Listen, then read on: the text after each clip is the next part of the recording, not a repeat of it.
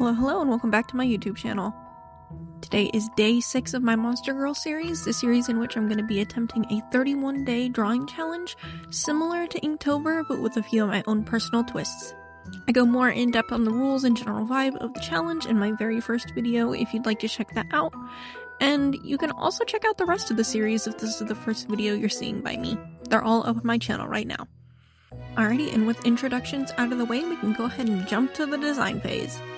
So our prompts for day 6 are Plant Girl and Mandragora, which honestly are kind of very similar because Mandragora is just another word for mandrake, the little plant root monster things that if you hear them scream, they kill you.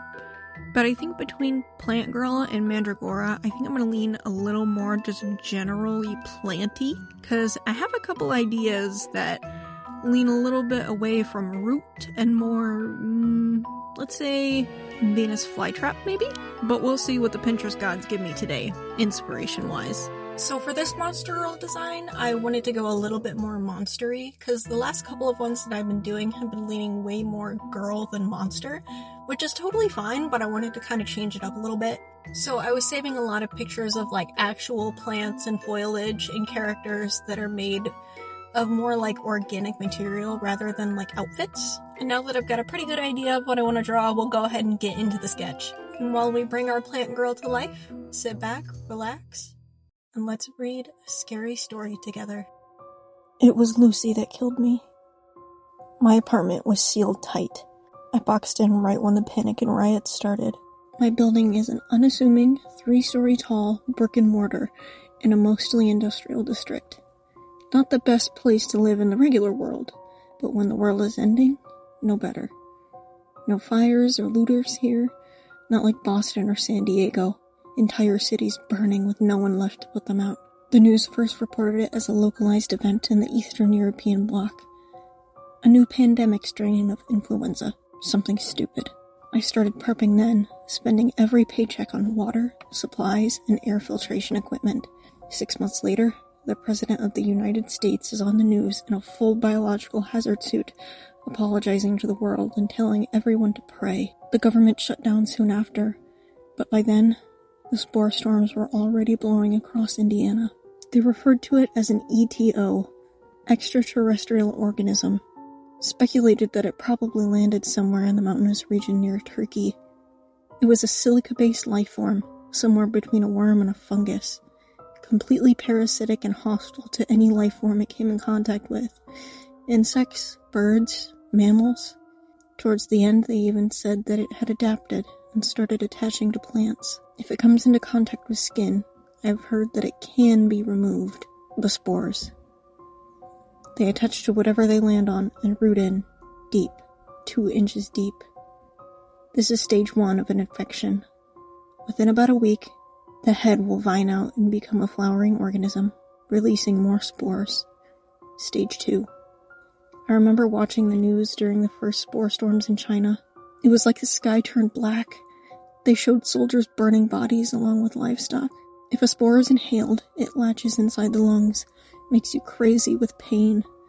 You become a walking infector, exhaling little clouds of parasites with each breath or cough. Eventually, in stage 4, you find a quiet place to lie down and die.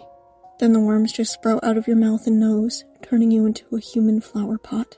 Or in Lucy's case, a feline flower pot. I can see her tiny ribs flexing in and out, but she's been dead for 2 days now. The roots were wrapped around her lungs, flexing them open and closed.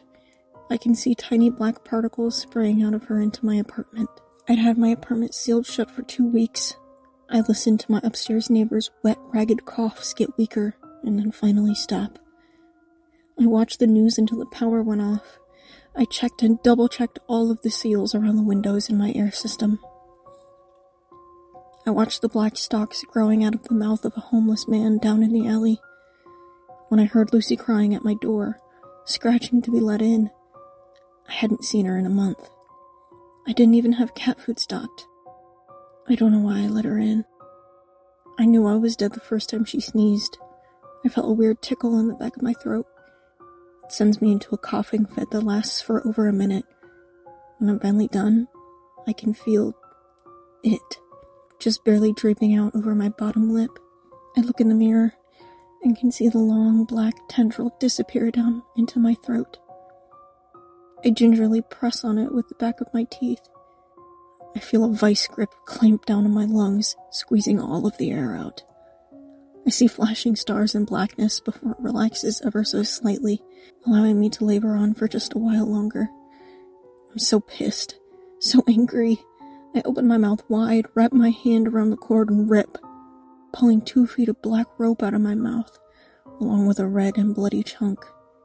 The pain in my right lung is... When I woke up, I can see all the blood I've coughed up, flecked with black spores and tiny wriggling threads. There are now 2 more tendrils touching my bottom lip. It took me an hour to crawl over to where I left my tablet.